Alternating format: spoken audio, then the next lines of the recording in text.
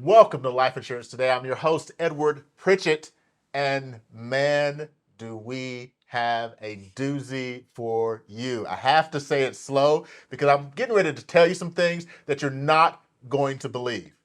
Imagine if you started an insurance agency 4 years ago. In your first year, you did over $1 million as an agency. In your second year, you did over $4 million. In your third year, you doubled again and did $8 million in premium. And now in your fourth year, on pace to do close to $15 million.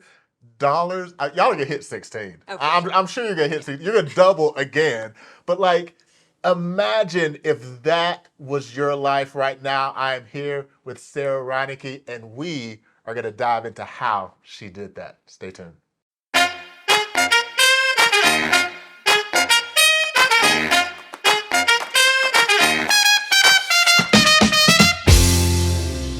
All right, we're here with Mrs. Sara Reineke. One, thank you for taking the time. I know you're at your conference for your organization. Like, this is what the best of the best do. They go to conferences, they bring their team, they educate. I really just want to dive into your story and background. You're a former teacher, Sure. Yeah. right? You have had a very strong business experience from what a lot of people in America do to make that side hustle, that extra money. You joined a multi-level marketing organization back in 2013. Were successful there. Were able to build it up to where you could actually sell it. I didn't even know you could do that. Like I didn't know like you could actually make it successful enough that you could sell it. Yeah. And there are some reasons for that. And I definitely want to have you share that. And now you're in the insurance industry, and you have rocked it, like literally rocked Thank it you. over the last 4 years. I mean, very few people that I've known in the industry have come in as quickly as you have. And I would imagine it's partly because you're an educator, Okay. right? It's partly because you have business experience where you've leveraged successes from the past to have success in the future. But I think from what I've gathered in conversation and hearing you speak, it's that passion that you have for helping to liberate other people. For sure. And I've seen you do that, uh, and not just because you're a woman, but I've seen you definitely do that for other women in this industry, which is, as there are many underrepresented groups in the insurance industry. Not saying that I'm part of any of them or anything, but like you have and continue to help make that more and more of a reality. So, I just want you to share. Like, we're talking to someone who, in 4 years, you've built an agency that's doing 15 million. And I hope you guys under $15 million. It took me almost a decade Wow. Yeah. for my agency to That's do crazy. anywhere close to that. Tell them a little bit about what you think is the most vital thing, like that key thing that has allowed your organization to have the kind of growth over that short period of time. I mean, we're talking about 4 years. Thinking about one thing, I think it's that it's not about me, right? And I think it's if you just keep your eye on how many people can I help today. When I first got started, Jacob Pogue, who's my mentor, he told me to, hey, if your job description is how can I help as many people get what they want today. Gotcha. And I wrote that on a little sticky note and I kept that on my computer just to remind me that that's ultimately my job, right? How can I help as many people get what they want and just keep the eye off of me and on how I can help as many people? So 4 years ago, you got started in the insurance industry, but before that, because everybody who you are today is a culmination of like the things that you've experienced. So tell us a little bit about like pre-life insurance. What was Sara doing? It's just crazy that that I'm in life insurance now, right? Like my background, where I came from a family of educators. That's just what we did. There's families who are nurses, families who are police officers, and our family, like, pick your corner, your $40,000 corner, and stick with it. I live in middle America, and that was just, you get your 40-year degree and you decide what you want to do, right? And so a lot of educators in my world, and so I wasn't ever passionate about that. It just seemed like, well, this is probably what I should do. Gotcha. right? But then I loved it. I loved the impact. I loved taking a kid from the beginning of the year to the end of the year and seeing that progress, like a noticeable progress with kids. I actually love the relationship with parents. A lot of teachers don't love that. I loved meeting new people. The human part of it was awesome. The income side was debilitating. I had a good job. I had 3 degrees. I had a master's degree, I have a specialist degree, and that's what you do in that world, right? And my husband had a good job, but we have 3 kids, and so things like braces, preschool, travel ball, were a stretch or not an option. And it just didn't seem right. I'm like, man, I'm working really hard. I get there early. I've got great test scores. So I what loved it, but what is someone to do? Like you're in right, that, you find yourself in that situation, yeah, and I mean, I'm sure some of you have said that, and maybe are saying that today. Like, okay, yeah, so what am I to do? What did you do when you were like, this was what, yeah. 2010, Uh, 10, 11, 11, 12. 12? Okay, Yeah, all yeah. right, My kids were, 1, 3, and 8, okay. at the time. And I actually remember our 3-year-old was in preschool and my older son had gone there as well. In the preschool, we were going to have to cut it. We couldn't afford that $160 a week bill Hmm. in our life. And I remember calling the preschool and saying, we're going to have to pull Claire. And they were like, we love your kids. We have scholarships. And it was just one of those moments where I'm like, my gosh, like, is this where I'm at? Am I going to be on a scholarship for my daughter's preschool? And I just thought, man, $500 a month would change everything for our family. And so actually, we looked into a couple of things, and I was recruited. A friend of mine said, hey, you'd be great at this, and sent me into a direct sales company. And it was skincare. I had no interest in skincare, but I had interest in $500. There you Right. go. And I understood that other people were doing it. So I'm like, I'll figure it out. Yeah. I was nervous, and my husband actually signed me up for that while I was asleep. And he was like, you're going to be great. I was like, how did you get my social? That's what happened. He takes all the credit. Uh, And I made $500 the first month. And I was like, what else is there? Like, it opened my eyes of like, man, I actually made it to the top of that company to a trip. And on that trip, I remember my skin crawling because I knew that I was on this fancy trip, but no one that was on my team would ever achieve it. We were at a point in that company where I could no longer say, do what I did, you can have what I have. It simply wasn't true. was it because the systems changed? Was it because it was just You the know, barriers of entry were higher? What was the reason? a couple of things changed. They changed their the structure at corporate office, but the biggest thing, this is crazy. I remember being on that trip, and when I got to that company, there were 12 at the top, and when I hit the top, there were 300. And when we had our meeting on that trip, they made the qualifications so high. I knew in that moment this was done. Moving those goalposts. So this is where I'm saying, like, in this business, a $1 trillion industry, a never-ending table was very important to me because I had felt the feeling of there's too many people at this table. We got to scale back, Gotcha. right? And I knew I had to pivot from that moment, and actually sold that business for a lot of money. Crazy enough, right? So that was in December of 19, and so I had money in the bank, but I was bored. I watched a lot of Netflix for a bit, and Jerrod's like, what is wrong with you? I was just like a shark on my belly. I wasn't achieving. I Yeah. wasn't a part of anything cool. I wasn't mentoring anybody, and I knew I had another gear left in me. I was 42. I'm like, all right, I'm not done. And looked into mortgage. I looked into real estate, looked into State Farm, and that got my wheels spinning about insurance. And a friend of mine reached out and said, hey, if you're looking at that, you should look at this. And I was like, hey, whatever. And so I did, and it just So checked it off was all the just boxes. you were looking, and I Yeah, think there's a lot of people out there. They're looking at all the opportunities. yeah, You follow one path down the State Farm, and that at least opened your eyes to, insurance might be. yeah, And so you were looking for that. What about what were you looking for in a company? Like we're yeah, talking to potential life insurance agents, or maybe they're already agents. What were the check boxes yeah, that you had to have to partner and bring your expertise? Like you had created a successful business already, yeah. you had those skills, and you wanted to do something that would be significant. What did the company that you were going to partner with, what boxes did it have to check for you? I love this question because I told Jacob when I was interviewing, like, I'll be worth it, but I have questions. Mhm. I was someone who I needed to make sure if I'm going to plant my flag that this is the place I'm going to plant it, because I don't want to plant a bunch of flags. Gotcha. Right. So, and I'm just not someone who does that. And so I need to check before I'm jumping off. I need to make sure the depth perception's good. I just want to do a little research. And so I had a lot of questions. I need to be proud of who I work for.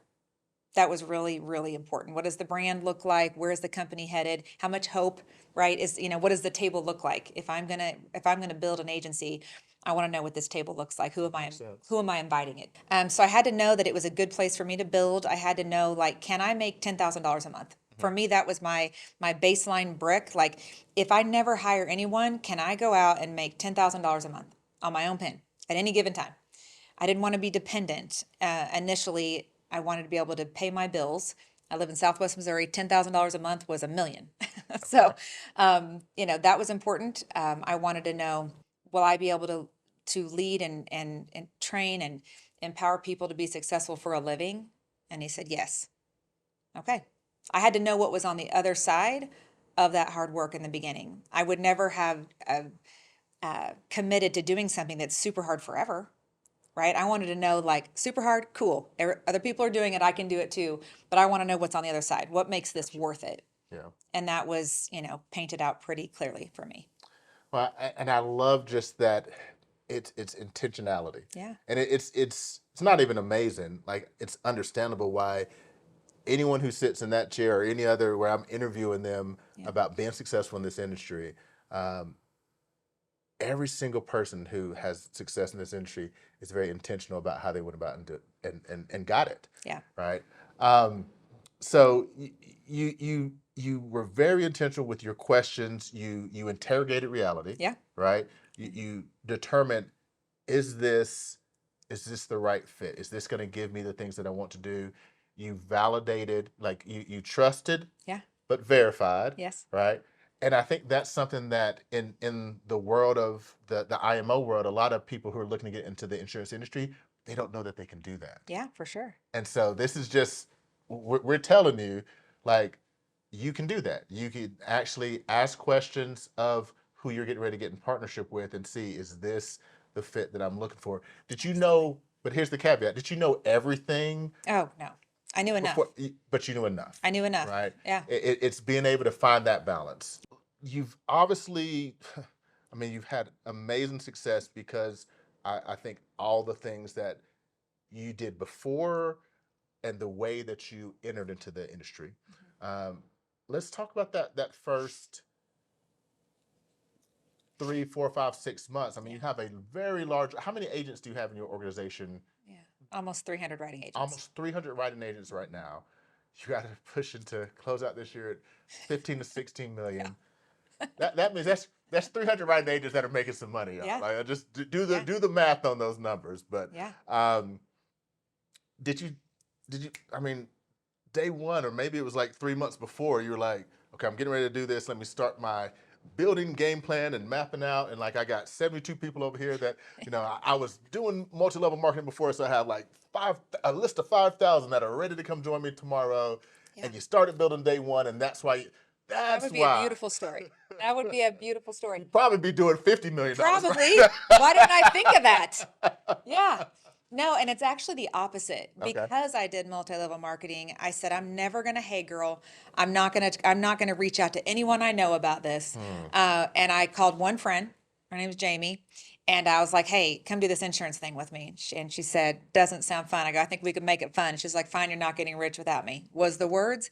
And she's done just that, I'll tell you that. But so she came along truly because I didn't want to do this alone. Okay. And once we heard that you can do cold market recruiting, that was our plan.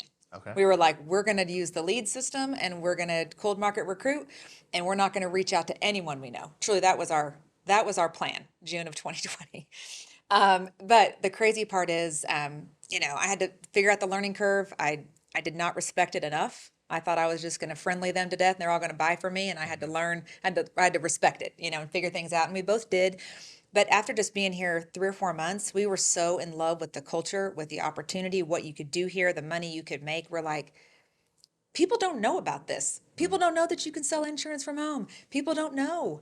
And we became, on both sides, we became obsessed with, like, so many people aren't covered. They don't have a cancer policy. They don't have their kids covered. They don't have a life insurance policy they own. And so we started posting on social media a little bit more about that. And then we also were like, people don't know you can do this for a living, and that is a shame. And we love people enough to tell them, right? So it was mostly, I love that. yeah, I love people enough to just for sure. I mean, I look at the people of those 300 agents, like the things that are going on in their homes, the vacations they're taking, the pools that are being built in their backyard, the debt that's being paid off, like that never ever gets old. Yeah. And if the flag wouldn't have been planted June of 2020, those 300 agents wouldn't be here. Yeah. It is crazy to think about it. Like, and my mentor built one more base shop, March of 2020. And if he wouldn't have built one more base shop, I wouldn't have had this opportunity. And that to me haunts me, right? Like people need to know about this. It's the coolest thing ever. So once we fell in love with all of it, then we started talking on social media and posting about it a little bit more and reaching out to our warm network. So you start sharing the opportunity because you already have that passion for doing that for others. You Yeah. know, sharing wealth of opportunities, sharing possibilities. Talk to me about how and who did you target? How did you share that in an organic way? Like you were working with a company, you found that, man, this aligns with who I am, what I want to do. I got to start sharing it. I think a lot of agents are undercover agents for Oh, for a sure. long time. Such a shame. How did you step out and break that Yeah. mode? And I mean, I see you're breaking that mode, and then that's meaning agents in your organization For sure. are breaking that Yeah. mode. How are you guys doing that? How can they go out and start sharing this in a way that felt natural to you, that was organic, that resonated with people, and has allowed your organization over this past 4 years to grow like it has? Yeah. I mean, it's pretty simple. I think a lot of people overthink it. Like, man, I've got to have a content creator. I've got to have, to really be creative and truly as long as you're letting your network know, this is what I do. I love it. I'm proud of what I do. This is what I offer, and I'm hiring. Just make that little list, and it are things that you're 5 things, guys. Right. Go back, rewind, write them down. yeah. If everyone in your world knows those 5 things, right? That you love it, you're proud of what you do, where you work, what you offer, and that you're hiring. Right. So it's like we feel like it's selfish or like, oh, I don't want to brag. Like, no, you got to let the world know all of the things. Here's where I work. Here's what, I love it. And this is what I offer and that I'm hiring. Right. Because people are looking for opportunities and they're looking to make sure they've got that coverage from someone they trust. And it's free. And that's the thing.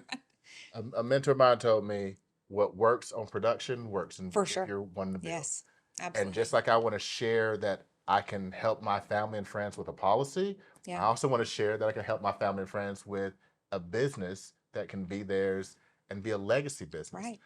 But because of this industry and we're building a business that we can pass on to our children, there are going to be some kids that are going to grow up in this business Oh, I know. Yeah. that they're going to inherit a fully formed and fleshed out Yeah. insurance agency, and it's going to be interesting how we Right. help them navigate that. Yeah. So maybe It's not true. not for this podcast, but we need to brainstorm on that. Yeah. You got 3, I have 4. Uh-huh. Like we need to work on okay, message for our future insurance owners. Right. Agency owners, here's what you need to know. We'll work on that. Well, is there anywhere, like if they want to follow, I know your social media game is out there, so where can they follow you? Websites, how can they get in touch with you if they would like to? Yeah, for sure. I mean, Facebook and Instagram, we do a lot on LinkedIn as well, the Reineke Agency, and our website, thereinikeagency.com. All right, so you guys should see that both below. We'll flash it. Like, is it right here? Is it floating? All right, yeah. Go ahead, follow those links. If you're looking for an inspirational person that can help you navigate this business in an amazing way, and follow her on social media. I follow her on social media just to get ideas for my social Okay, media. okay, now I see it. So like if you're wanting to know how you can promote your business in a very just organic Yeah. and natural and just sharing your life, you definitely want to follow this boss lady right here. Like, comment, share this with somebody that needs to hear what Sara was talking about today. And as always, we hope that this helps you grow your insurance practice. I'm Edward Pritchett. Thanks for joining us on Life Insurance Today, and we'll see you next time.